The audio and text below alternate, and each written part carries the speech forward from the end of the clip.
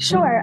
So this is a part-time job for me. So in all actuality, I don't have the hours in the day to read through the whole book first. So I'm kind of, seeing it as it unfolds like a reader would. For a nonfiction book, I will typically just go ahead and record as I'm reading.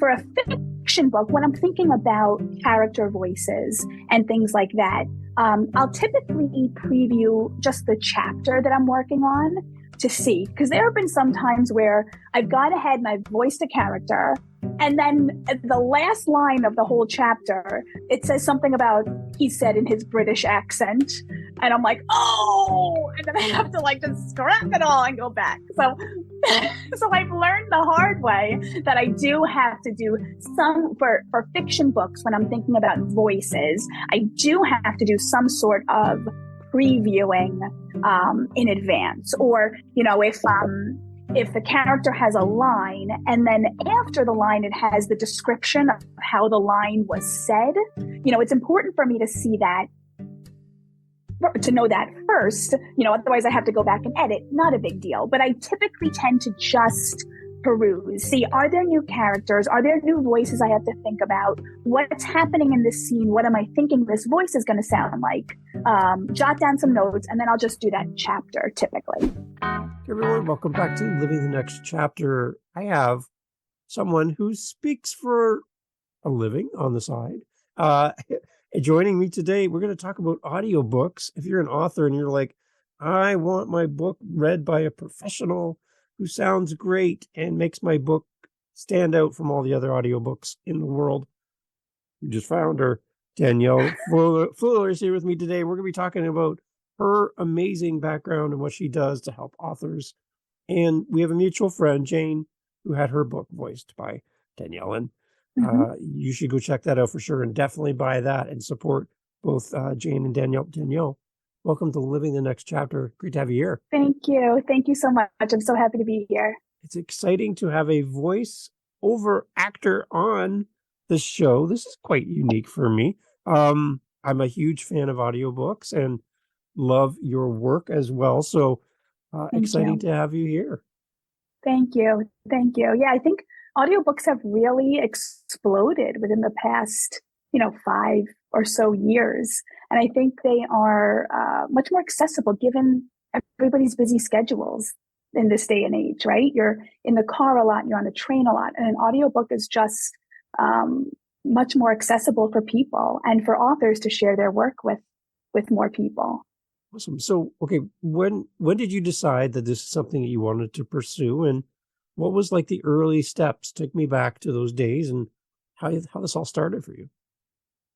Yeah, so it's a pretty relatively new journey for me, given other people in the voiceover industry. And it started really organically. I just heard about it, got interested. I started listening to some podcasts, watching some YouTube videos, and I thought, let me give it a shot. I bought a really cheap microphone, had really cheap setup, and I just started. And, I think as a voiceover artist, the more you do, the better you get, as with anything. And so it's been a really, really fun journey. I'm doing audiobook narrations, but I'm also doing commercial voiceover work for television ads and radio ads. And so it's been a character voices for cartoons. So it's been a really, really fun experience. Okay. Well, you just opened up a whole bunch of conversation there. Is there anything that we'd be familiar with that people would be like, oh my gosh, that's Danielle?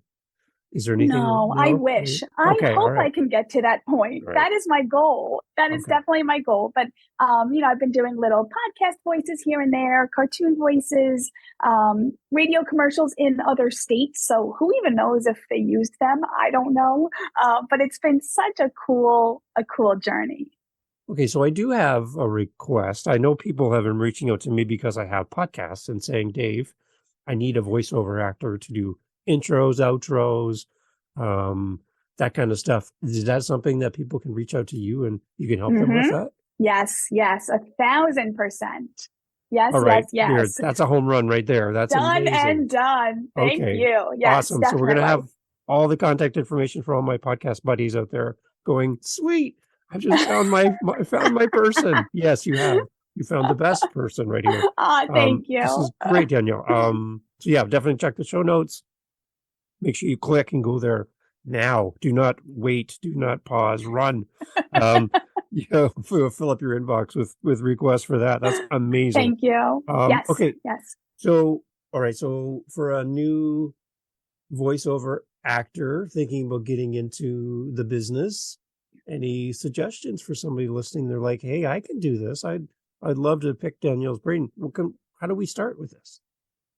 Yeah. So I think that people think voiceover is easier than it is. People think it's just reading words on a page, but it's not. It's more than that, right? It's definitely acting, and especially with audiobook narration, it's definitely telling the story, not just reading the words. So I think as much as you can, do some work first on that. If you want to sign up for classes or just watch for YouTube videos, listen to voiceover podcasts to really start thinking about honing the craft before you go and spend money on a microphone, a booth, et cetera, because really it starts with the voice. That is the central aspect. Everything else is easy, but that takes the most work there. Okay, so when we mentioned Jane many times, and she's listening. Hi, Jane. Hi, Jane. So an author reaches out to you. Mm-hmm. First of all, how did she find you? So I am on a lot of different freelance voiceover platforms. Okay. So Jane and I connected on a platform called Fiverr, Fiverr, which is a freelance platform for all different things, not just voiceover, graphic design, etc. So we connected. I don't know what she typed in the search bar for me to pop up, but I did. And so she sent me a sample of, like the first chapter of her book. I recorded it for her, and she told me that my voice reminded her of the voice that was in her head while she was writing the book. So done and done. Done and done. And then we started the journey together, and it's been so great because I've done a decent amount of audiobooks so far in this voiceover journey of mine. But Jane is the first author that I've connected with outside of the recording. Typically it's the author will send me the book, I'll record it, send it to them, and we're done here. But Jane and I connected on social media. She was sharing things from me, I was sharing things from her. And so it was a really nice relationship that we have created. And we'll take everybody back in time, back to when Jane was on the show. And I was mentioning to her that I would love for her to have a podcast. And I said, you know what? Your first guest has to be Danielle. And she's like, you're right. You're right. You're so right. She's like, because the bond between you as a voice actor and the author, I think that is so cool. And the fact that she said the exact same thing about you, that as soon as she heard your voice, it was like her character came alive in front of her. And I'm like, wow. So that's kind of cool that she has you on her show as well as your first guest. Yes. Talk a little bit about that. I don't think it's available yet. Okay. On podcast platforms, okay. But it's going to be called Jane the Author. And she's going to be meeting with people every week to discuss a book in more depth. And so for us, we discussed the book that I voiced for her, Goddess of Rain. And it was really cool. And she was asking me questions that I hadn't thought about yet, like, what do you think of this character? Where do you think the story's going? And so it was cool for me to reflect on the book as a reader also of it. And so that was really exciting. Nice. Okay. Let's take some practical steps about how this all works. Sure. behind the scenes. An author reaches out to you. You guys are all done. You're all agreed. You're ready to go. You start recording. What is your first step? Are you like reading the entire novel, X number of words, front to back to get context? And then, I don't know, I'm just guessing. I have no idea how you do this. And then there's multiple voices and characters in this book, and you're voicing them all. Like, that's a lot of work. So can you unpack a little bit of how you do what you do? Sure. So this is a part-time job for me. So in all actuality, I don't have the hours in the day to read through the whole book Okay. first. So I'm kind of, seeing it as it unfolds like a reader would. For a nonfiction book, I will typically just go ahead and record as I'm reading. For a fiction book, when I'm thinking about character voices and things like that, I'll typically preview just the chapter that I'm working on to see, because there have been some times where I've gone ahead and I've voiced a character, and then the last line of the whole chapter, it says something about, he said in his British accent. And I'm like, oh, and then I have to like just scrap it all and go back. So, so I've learned the hard way that I do have to do some for fiction books. When I'm thinking about voices, I do have to do some sort of previewing in advance. Or, if the character has a line and then after the line, it has the description of how the line was said, it's important for me to see that. Yeah. To know that first, otherwise I have to go back and edit. Not a big deal, but I typically tend to just peruse. See, are there new characters? Are there new voices I have to think about? What's happening in this scene? What am I thinking this voice is going to sound like? Jot down some notes, and then I'll just do that chapter typically. Okay. This sounds so unique. I love behind the scenes stuff. That makes me so happy. But everyone does it differently. Like this is for, anything that I'm saying is just my perspective. Yeah. Of course there might be people who read the whole book and that has its pros and cons as well. So yeah, I love your approach. I love the fact that you're just doing it and exploring it as it happens. That's kind of neat. Again, like it's amazing to think of all the different voices you're going to have to come up with. What other kind of direction does an author give you in the beginning stages of recording? Do they give you any parameters at all? So from my perspective, the more parameters an author can give me, even before we've decided if I'm the right person for this, is better. Yeah. Because sometimes I will get a message through a platform saying, I have a book, it's this many words, how much will it cost, and what's the turnaround time? And I'm like, okay, wait, whoa. Like, first, let's see, like, if I'm the right person for this book, because I may not be, and I'm okay with that. I want the author to find the best person to voice their book, right? If it's a book in like 1920s and you want a specific accent, I might not be the right person for that, and I don't want to come off like I am, and I don't want you to be disappointed with the final product if I'm not matching what you're thinking, right? So some questions I will ask will be, what's the genre? Can you give me a synopsis?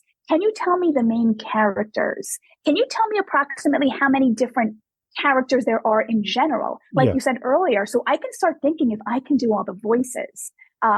Like for me, in Jane's book, Goddess of Rain, it was easy for me to do all of the voices because it was a fantasy book, right? So I could make the voices sound as wacky as I want, and it's okay because it's a fantasy book, right? If an author, and for me on a personal note, character voices are something that I am working on. And so for me, if an author says, it's a group of 5 ladies on their friendship journey through life, I don't know if I would be the best person for that, because I don't know if I can make 5 different female voices that are just regular voices. But if it's a fantasy and I have this one and this one's a robot and this one's a sorcerer and this one, I can make that work, right? So I think it's so important at the beginning to give as many details as you can, so both you and the voiceover artist can determine if they are the best person for this job. And then send them a sample of the book. Send them a sample and be really thoughtful about the part of the book that you are sending. If you have a lot of different voices and you want to see how they're doing them, then send them a part of the text that has those voices in it. Don't just send them the first 3 pages, which is a narrator speaking or, somebody speaking, think about if maybe there's a certain accent. A book I'm working on now has a woman with a Russian accent. So I would be really mindful to send them that and say, and see how their Russian accent is. Because not every voiceover artist is great in everything. There might be some that are, but it's really important for it to be a mutual agreement that they are the best person. And you're saying you're doing this all on the side. This is not your full-time job. Correct. I'm dizzy just thinking of this because I'm not, like, it would take me a year to record a book like this. I have no idea how you're doing this. You're a superhuman. Thank you. Tell me, like, how are you balancing life and doing this on the side? Yeah, so I pretty much only record in the evenings.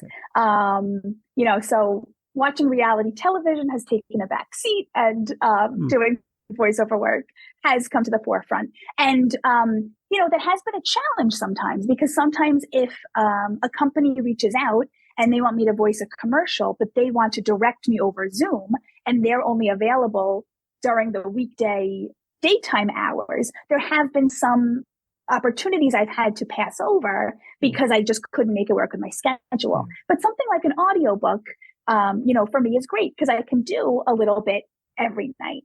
And I think also when you are working with a voiceover artist, that it will affect their timeline that they can get the book back to you.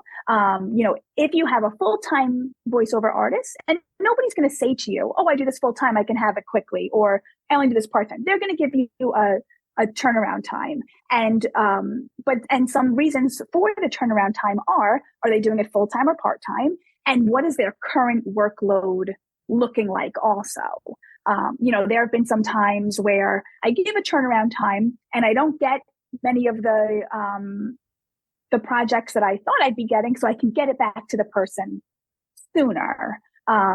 So that's really important to keep in mind if you're wondering why it's going to take somebody so long to do your audiobook, depending on how long it is. Okay, I want to jump back a little bit as well. How much training did you have before you started doing all this? Did you just kind of learn as you go? Yeah. Oh, wow. I did. My passion in high school and college was theater and musical theater. Yes. I always wanted to be on Broadway, and my mom said, well, think of something more down to earth. And I said, okay. Yeah. Okay, I'll do that. But so it's always been a passion of mine, and it's always, public speaking has always been a passion of mine. And, at my current job, it's my voice on the phone recording when you call the building. And so it's sort of, voiceover work has sort of snuck into my life in different ways. So this is really an off-Broadway project. Yes. There you go. Off Broadway. Yes. I love it. Amazing. Okay.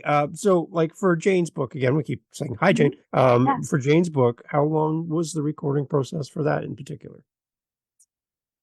A few weeks, I think. Oh, wow. I think it was a few weeks, and I think the final product ended up being about 8 hours, give or take. Thinking too that when you are booking a voiceover artist, their rate of pay is going to be based on per finished hour. PFH is the abbreviation. Okay. So thinking of when somebody gives you a rate, that is per finished hour of the final product. And for authors to keep in mind that it takes multiple hours to produce one finished hour of an audiobook. So depending on how proficient your voiceover artist is, could be 2 hours, could be 3 hours per finished hour of the audiobook. Yeah. So I know in podcasting, we'd say it's a 4-to-1 ratio. So an hour podcast takes 4 hours to do all the work behind the scenes and have it out the door. So that's kind of our number we use. So, all right. That's interesting. All right. That's faster than I was expecting. I was expecting months. Because I guess that'd be one thing from a author's point of view is they have a date when they want to launch their book. They will have a date when they're audiobook, they would love to have it in the Mm-hmm. world. So a longer runway for when they're doing the initial reach out would be good. Yeah, I think the more time you can give somebody, the better. And then also you need to leave room for revisions. So not every voiceover artist is perfect. Maybe as you listen back, there's a word that's repeated, or they, did a line multiple times and forgot to take out, the messed up line or whatever. So you need to allow yourself time to listen to it, to ask them for revisions and to allow for that process. So the earlier you can start this process, the better, because you don't know what's going to happen. Okay, so along the lines of the process and all the stuff that happens behind the scenes, what am I not asking you that an author needs to know when reaching out to a voiceover actor? So I think determining which platform you want to reach out on is important. Yep. So there's a variety of different platforms. When you're thinking about Audible, the website Audible, know that Audible is owned by Amazon. Yep. So Amazon has Audible. On the back end, Audible is known as ACX. Okay. And I don't know what the letters stand for, but when you find a voiceover artist, they are going to refer to things. So the ACX standards are like the industry standards for audiobook narration. Okay. So you might see them say, I'll produce it to ACX standards. And that's what you want. You want typical production value for audiobooks. You can find voiceover artists on ACX directly. Oh. And when you do that, they record it and they upload it directly to ACX Audible. Then you pay them offline, like through PayPal or whatever payment app you want to use. They confirm that they've received the payment, and then ACX starts processing the book. Oh, okay, good. There's pros and cons, right, for every platform. And I think a pro is that on ACX, you post your book, you post a sample of it, and audiobook narrators will come on and just audition for your book right there on ACX. You get the auditions, you look, you message them, you book them, it's all in the platform. Okay. I would say the con of that is that you may not have as wide of a reach on ACX directly, because it's such a niche platform. It's only for audiobooks, right? Whereas if you go on to Fiverr, you're going to have voiceover artists, or Upwork or anything like that. You'll have voiceover artists that do many, many, many things.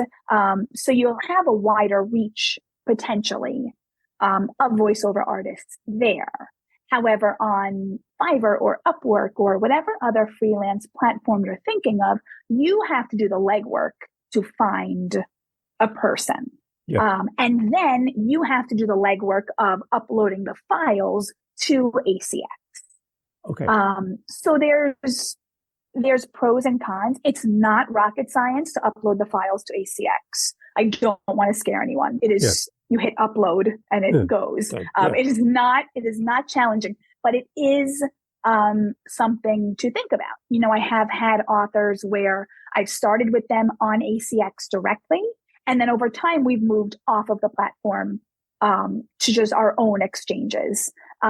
So that is something to think about also. If you are a new author and maybe looking on Fiverr or Upwork is overwhelming, which it is, there's a lot of people to choose from. You might feel more comfortable just starting off on ACX directly, just to get your toes in the water there. Okay, so while we're on the topic, how do people connect with you? We're not done by any means. People don't think the podcast is over. I just want people to connect with you. What is the easiest way to find you? Should they go through Fiverr and look for you there, or do they contact you directly through the podcast to you? Like, how does that work? Yeah. I mean, either way is fine. I will always say contact me directly, because if I send you to Fiverr, then you're going to see all the other thousands and thousands of choices. We don't want that. You have the best person here, right here. You found her.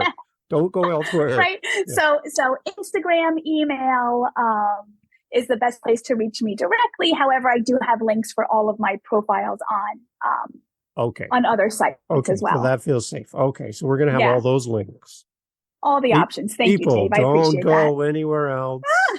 Stop it. I Stop it. so appreciate that. Come right to Danielle. You come right to Danielle, straight to Danielle. Do not pass. Go. Yes, go Thank right you. to her. Okay. What else does a new author need to think about? What kind of things are helpful to you on your side of the microphone that just make things easier and the relationship strong between you and the author? I love your relationship with Jane. I just think that's a win. Yeah. How do we go from being clients to having that kind of connection? What is it for you that really makes that real? Yeah, I think you know, once I sent her the sample, and she was so appreciative of the sample and so happy, and that I was like, okay, like this is gonna be great. Like because oftentimes if somebody will send me a book, I'll send them the recording. There's no further communication, right? They accept the recording, never hear from them again, which is okay, right? It's fine. I'm not looking for BFFs everywhere I go, but to have somebody who was so lovely and so appreciative. Yeah. And then I'm trying to think how that and it progressed. I think I had asked her if I could say that I was recording the book on my Instagram account. I said, do I have your permission to say I'm currently recording this book? And she said, absolutely. And then she told me her Instagram so I could tag her. And that's how we started. So social media really is what pushed our relationship to the next level.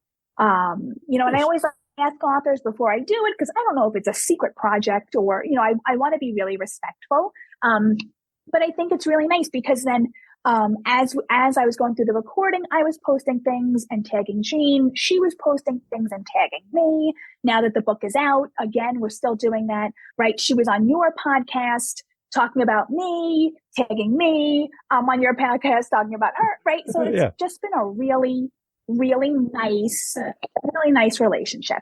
And I think, from an author's perspective, think about what your non-negotiables are and what your negotiables are in terms of your final audio recording, because you have written these words, formulated in your brain, the words have been written, and now they're going through my brain or another voiceover actor's brain and coming out, and it most likely will be different. And so think about what, like Jane had said when she was on your podcast, that the voice I did for Zoe, the main character, was spot on. But the voices I did for the other characters were completely different than what she had envisioned, but she was okay with that. Mm-hmm. And so I think it's really important. Do you have a non-negotiable voice, a non-negotiable accent, or can you let them use their creativity to run with that? No two people's brains are the same. So you can't expect that it will come out exactly as it was in your brain. And for some parts of it, you have to be okay with that. You have to be okay with another creative person, putting their own spin on your work. Yeah, because if I recorded a book for someone, you're going to get a Canadian accent. It's natural by default. So you're going to hear my aboots instead of about, and you're going to hear my sorries and all that because I'm Canadian. I can't shut that off. It's kind of in me, right? So, yeah, you have to really kind of think about what is a no-go and what's flexible. That's smart. It's really, really smart. Yeah. So, yeah, again, on top of doing audiobooks, you're also doing other things. Mm-hmm. So what is the most fun thing for you to do when this pops up in your email and someone reaches out and asks you to do this thing? You're like, oh, I love doing these. Is there something that you really enjoy doing? I do love commercials, and I do love standalone character voices, like for a podcast or a cartoon or something, because they're like quick and easy and fun. And I love like the quirky, zany characters where I can just be wacky and there's like no restrictions. That's what I love. And I love commercials that are like short and upbeat And that's definitely where my comfort level is, which is ironic that I do audiobooks too, because they are the complete opposite. All right, yeah. But there's a podcast that I listen to for voiceover work, and the person says, put yourself out in all of these niches, in the audiobooks, in the podcasts, in the character voices, in the commercials. He says, and the market will tell you what you're the best for, right? So the market has told me that I'm the best for audiobooks. And I'm trying to push the market to say, hey, but how about also commercials? Yeah. How about also cartoons? Yeah. So it's just fun. It's fun to have a variety of different projects at any one time. It really, it's my in my regular job, it's not so much creative, and this gives me a nice creative outlet. Nice. So what's future plans for you as far out as you can see? What are you hoping to do next? Yeah, I would just love to, keep working in voiceover and get my name out there, and have people excited to work with me, maybe know me by name. That would be so cool. But for now, I'm just enjoying, day to day and the projects that I have to work on. Well, I hope our conversation helps to that end, and people will be reaching out just hearing you. I think it's great to connect with somebody through one of these great platforms where there's many voices that you can work with. But when you can connect with a person on a personal level and go, no, this is a no-brainer. I know Danielle's going to do a great job. I'm just going to go with Danielle. So I love that. Yeah. Yeah. And I think, it definitely can be overwhelming when you go to a platform and there's thousands of people, right? Yeah. And keeping in mind too, that the order of the people is based on some algorithm in the system, right? Yeah. Based on the number of projects they've done or how long they've been on the platform. So that might not necessarily be the best person for you. Yeah. I don't think I was one of the first people that popped up in Jane's search results. I don't know. I should ask her. And she might have had to scroll through a few pages. Yeah. And I think it's easy to be susceptible to what the picture looks like. Right? Is the image catchy? Because that's all you have to go by. But do your work. Maybe scroll to the last few pages and give a new voiceover artist a try. Give them a break, because it's easy to get lost in this sea of voiceover artists when you're on the 12th page of the search results. Yeah. So that's what I think also. And I know authors are always looking for reviews of their books online through Amazon, wherever they buy them. People purchase the books because it does help people kind of get past that. Will this book be great or not? But for you as well, I guess getting reviews does help you from an author's perspective to make sure that they do that for you on those platforms. Mm-hmm. Yes. I'm sure that plays into the mysterious algorithms somehow. How, I don't know. Yeah, I have no idea. It's not for me to know. No, you're not meant to know that. Yeah. Well, anything else, Danielle, that we haven't really touched on that you're like, we're probably missing this out of our conversation today around working with an author, the whole process of recording? Is there anything that's you're like, I would love to touch on this as well? No, I think we covered everything that I was hoping to share today. Thank you so much for giving me this opportunity to come on here. This has been awesome. I love it. Okay, so I have one more question for you, but before that, yes. I do this on purpose because some people check out when they hear this part. So listen, if you're gonna miss something, if you check out now, Danielle, where do people connect with you? Where are you most active? And what is the steps to reach out to you with my next project, big or small? I need a pro, and you're here, and you're the one.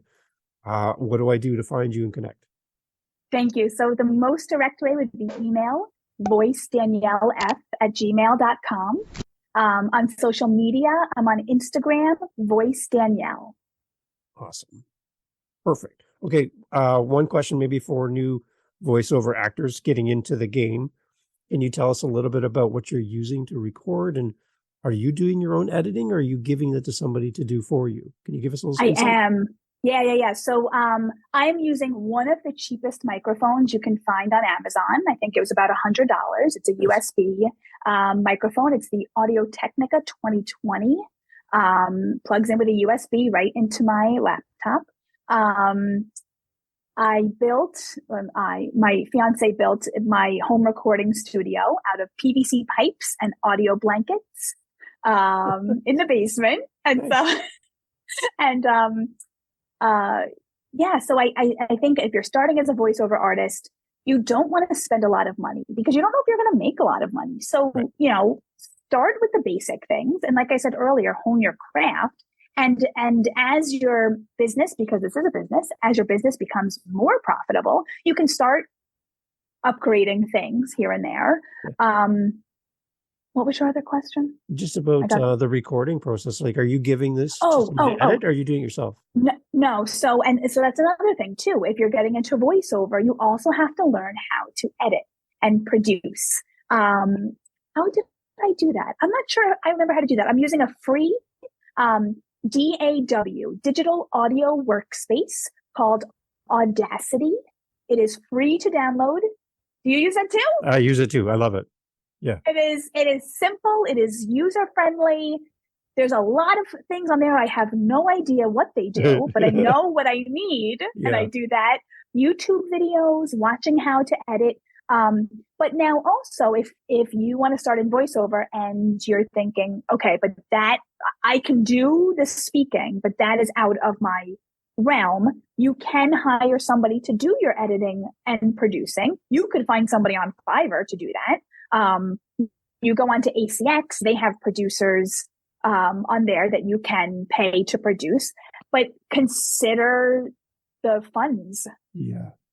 Right? Yeah. You might, I think it's worth watching some YouTube videos, figuring it out on your own, and then not having to hire somebody else. But everybody's different. That definitely is an option. But the more that you can do, the more successful your business is going to be. It's beautiful.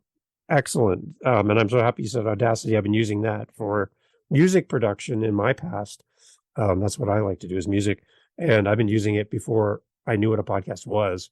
And it's to be able to take that skill set and move it to podcasting. I'm having a great time playing with it. So, I have my hand up. If you ever need help, hey, I love doing that kind of stuff. There you go. I'm not on Fiverr yet. Maybe I need to get my butt over there. Maybe you should. So you gave me a tip and I'll give you a tip. Okay, good. You should get yourself on Fiverr for editing services. I'm writing it down. For production services. I'm following Danielle's advice. I'm writing it down. There, it's down. I got it. I love it. Right? See? If you know how to do it and it's easy for you, that could be your side hustle in addition to all the other things you do. But all my other 7 podcasts and everything. Yes, I think you're very, very smart, Danielle. And my wife would love if I could bring money into the house with all this time I spend in the basement. See that would be a good thing for my marriage. You're welcome. Yes, thank you for that. Your marriage therapy as well. Add that to your list. I love it. Everyone, please go check out all the information in the show notes for Danielle. Again, I love the story, connecting with Jane and the book and what you've done together. And it's kind of a full circle moment for me as a host to have you on now. And now I can share between both episodes. It's really, really cool. And again, I want to say hi to Jane. Hi, Jane. And hi, Jane. Danielle, thank you so much for making time for me and for all of us listening. And if you have a question about being a voiceover actor and you're like, I would really just love to spend a few minutes talking to somebody who's a pro, you have all the information in the show notes. If you have a commercial you need recorded for your radio station, your podcast, intro, outro, people, hello, you've been bugging me. I have the answer right here. You need help with your audiobook. Danielle's here to help you. Danielle, thank you so much for being part of my podcast. Thank you. Thank you so much. This has been so cool. Thank you so much. Let's fill that inbox, everybody. Here we go. You got the right person. She's right here for you, Danielle. Thank you for being part of the show. Thank you.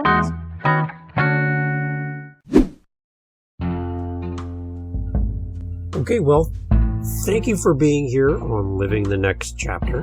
I hope you enjoyed this episode. We enjoyed having you here on the podcast.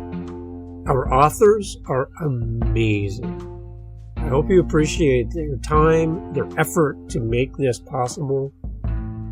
If you know an author, if you want to recommend an author, that's a good idea. Hey, if there's an author that you really would love to hear about or hear from, if you tell me, if you send me a message, you speak pipe on our website, livingthenextchapter.com, send me an email, go over to livingthenextchapter.com, send us a message. We will forward your message to that author and say, listen, you are being requested to be on Living the Next Chapter. Our audience can't wait to hear from you.